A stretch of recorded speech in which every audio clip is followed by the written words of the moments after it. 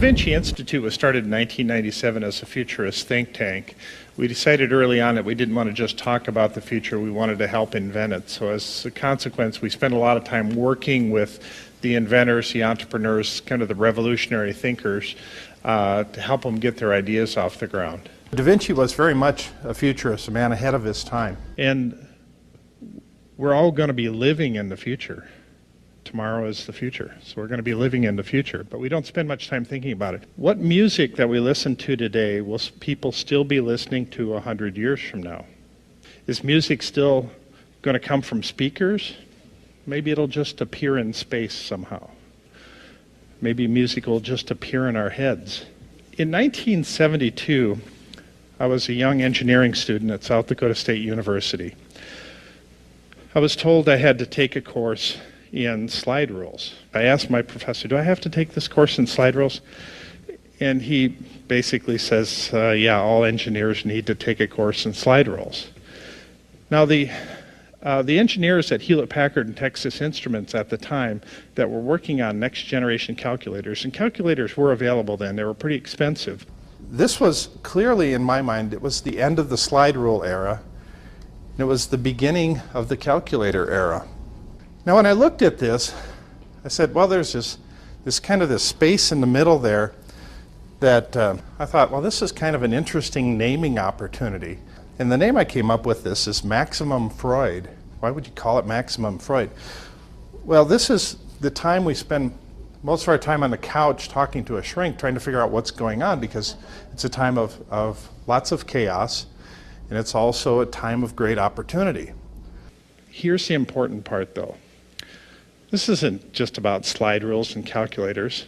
This is about every single technology out there, because all technologies end. Every single technology we have. Books are a technology, will someday go away. Calculators will go away.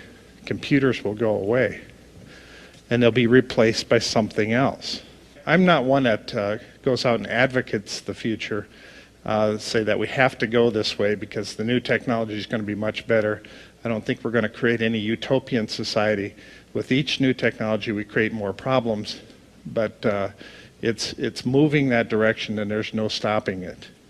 Let's go back to the time of the ancient Greeks. When the Greeks were around, we had several famous Greek mathematicians. We had people like Archimedes, we had Pythagoras, Euclid, several famous Greek mathematicians. But when the Romans came around, we didn't have any famous Roman mathematicians.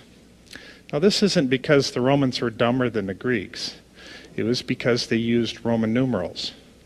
Roman numerals are kind of a stupid numbering system, and so that prevented them from doing any higher math. What systems are we using today that are the equivalent of Roman numerals that are preventing us from doing great things? In the United States, we have a half-implemented metric system. We're buying 3.2-liter car engines and putting in quarts of oil. Just doesn't make good sense. Let's look at a trend line for the communications world, though. Think about selling the first fax machine.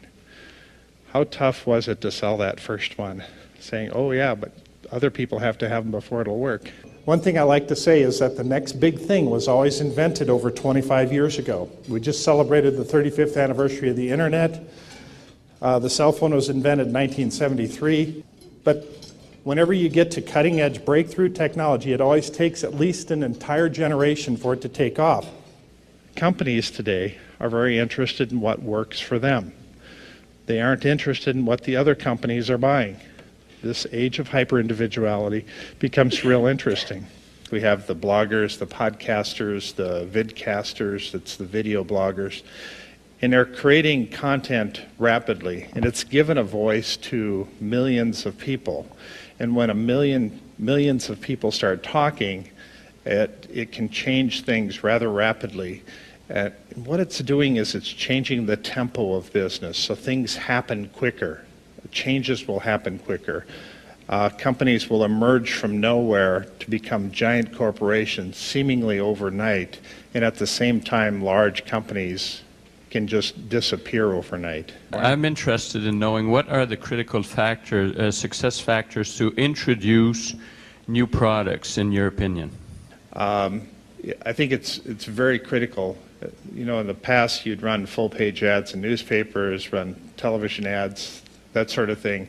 Right now, the younger generation coming up is being much more influenced by the opinions of other people online. I think that's one of the critical success factors. 43% of all people that are polled say that they have difficulty making decisions from sheer data overload. They have too much information. Now, when you hear that statistic, it's very clear that the type of products we need to create for the future are ones that take less time, ones that are simple to use, ones that help think for us, ones that help make decisions for us. I'll tell you a couple different investment opportunities today.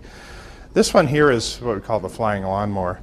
This is a real good investment because houses in the future we're going to start growing lawn on the sides of our houses, and we can start mowing it with this type of lawnmower.